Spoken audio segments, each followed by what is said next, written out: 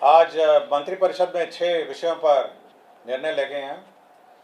सबसे महत्वपूर्ण निर्णय राज्य में शिक्षा बहाली की और नियुक्ति की नियमावली का निर्णय मंत्रिपरिषद ने आज लिया है। इस नियमावली का नाम होगा बिहार राज्य विद्यालय अध्यापक नियुक्ति स्थानांतरण अनुशासनिक कार्रवाई एवं सेवा शर्त नियमावली 2023। इस नियमावली के तहत अब जो भी नियुक्तियां राज्य सरकार शिक्षकों की करेगी वह अब राज्य कर्मी होंगे, राज्य सरकार के कर्मी होंगे। यह एक महत्वपूर्ण निर्णय है। इससे पूर्व आपको जानकारी होगी कि राज्य सरकार राज्य में पंचायत शिक्षक, पंचायत समिति शिक्षक और जिला परिषद के शिक्षक और नगर निकाय के स्थानीय निकायों के शिक्षक रहा करते थे। अब जो भी नई नियुक्ति होगी अब वो राज्य सरकार नियुक्त करेगी। राज्य सरकार नियुक्ति के लिए एक अलग परीक्षा आयोग के माध्यम से लेगी। तो एक आयोग जो राज्य सरकार निर्धारित करेगी, हो सकता है बीपीएससी, हो सकता है कोई भी आयोग जो है जो निर्धारित करेगी, उसके माध्यम से राज्य सरकार परीक्षा लेगी और परीक्षा के माध्यम से ही अब नियुक्तियां होंगी। इस नियुक्ति में भाग लेने के लिए जो अर्हता होगी वह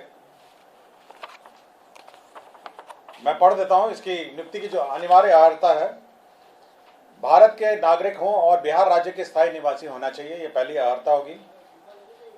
विद्यालय अध्यापक के पद पर नियुक्ति हेतु राष्ट्रीय अध्यापक शिक्षा परिषद द्वारा समय समय पर निर्धारित शैक्षणिक एवं प्रशासनिक योग्यता धारित करते हों एवं विशेष विद्यालय अध्यापक के लिए अर्हता भारतीय पुनर्वास परिषद के अनुरूप अनिवार्य होगा। तो ये महत्वपूर्ण एक अनिवार्यता है। राज्य सरकार एवं केंद्र सरकार द्वारा समय समय पर आहूत शिक्षा पात्रता परीक्षा में उत्तीर्ण हो, परंतु वर्ष 2012 से पूर्व नियुक्त एवं कार्यरत शिक्षक जो दक्षता परीक्षा उत्तीर्ण होंगे के लिए शिक्षक पात्रता परीक्षा में उत्तीर्ण अनिवार्य नहीं होगा। विषय विशेष के लिए अलग से विशेष अर्हता का निर्धारण विभाग द्वारा समय समय पर किया जाएगा। तो ये बिल्कुल स्पष्ट होगा कि पहले तो आपकी जो परीक्षा होगी, जो क्वालिफाइंग एग्जाम है, जो राज्य सरकार और केंद्र सरकार के लिए पहले ली जाती थी, उसके क्वालिफाई करने के बाद ही आप सरकार द्वारा जो कमीशन के माध्यम से परीक्षा होगी उसमें आप बैठ पाएंगे। तो पहला एक एग्जाम जो सभी ने लिखा है, चाहे वो टीईटी हो और अन्य जो शिक्षा परीक्षाएं हैं, उसको क्वालिफाई करने के बाद आप राज्य सरकार के कमीशन द्वारा जो सरकार जो कमीशन निर्धारित करेगी उसके माध्यम से जो परीक्षा ली जाएगी तो बहाली उसके माध्यम से होगी।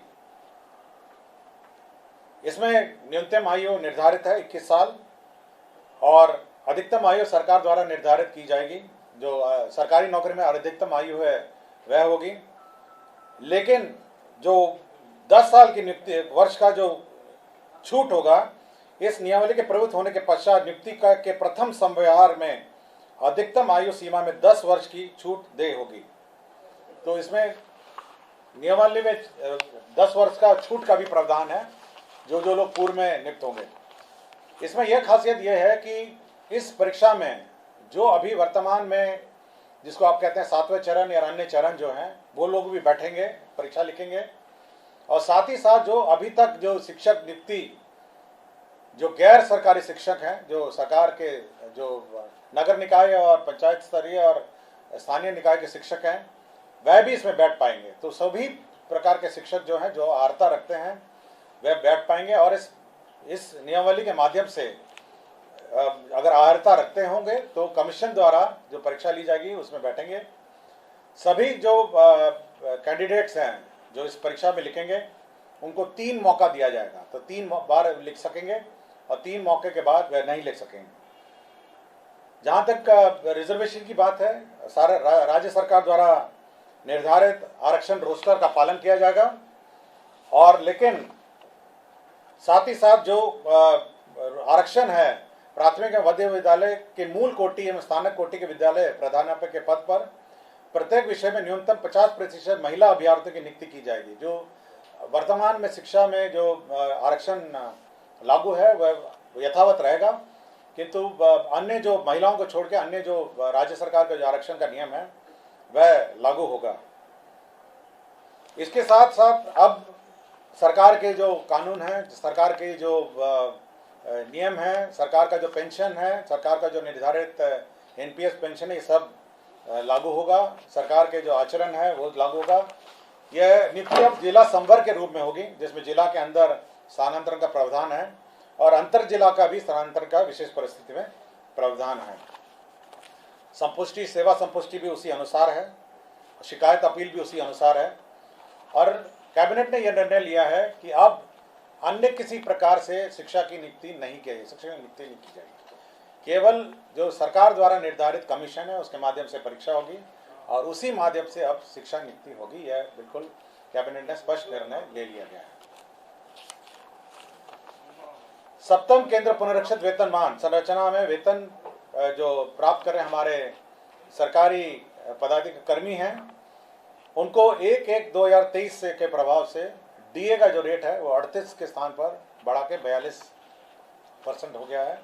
राज्य सरकार को इस बढ़ोतरी में 1690 करोड़ का अधिक व्यय होगा, तो 38 के स्थान पर अब 42% डीए होगा।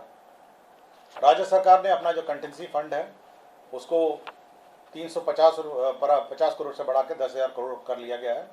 आपको जानकारी होगी, समय समय पे हम लोग कंटिजेंसी फंड से निकासी करते हैं, तो अब ये लिमिट 10,000 करोड़ का होगा, जिसमें आधा प्रतिशत जो 50% होता है वो आपदा के लिए सुरक्षित रखा जाता है। पटना जिला अंतर्गत जो वाल्मीकि का परिसर है उसमें 6.5 एकड़ जो ज़मीन है वह वर्तमान में भारतीय कृषि अनुसंधान परिषद को आवंटित है। अब वो जो ज़मीन है वो बिपाड़ के एक्सपेंशन के लिए स्थानांतरित कर दी गई है और यह निर्णय लिया गया है। और बिहार पुलिस में ईआरएसएस का जो सिस्टम लागू है उसमें जो अंडरग्राउंड केबल नेटवर्क है उसमें जो शुल्क, राइट ऑफ वे शुल्क दिया जाता है ईआरएसएस पुलिस मुख्यालय और अन्य स्थान के लिए, ईआरएसएस के योजना के लिए, तो ये शुल्क, राइट ऑफ वे का शुल्क माफ़ हो गया है। और एक पद सृजन का है जिसमें राज्य योजना मद में ग्रामीण विकास विभाग के अंतर्गत जवाहर ग्राम स्वरोजगार योजना के अंतर्गत सृजित जो 102 पद थे उसमें 53 पद अब स्थापना में प्रतिबद्ध परमानेंट पद हो जाएंगे और 39 पद है उसको सरेंडर कर दिया गया।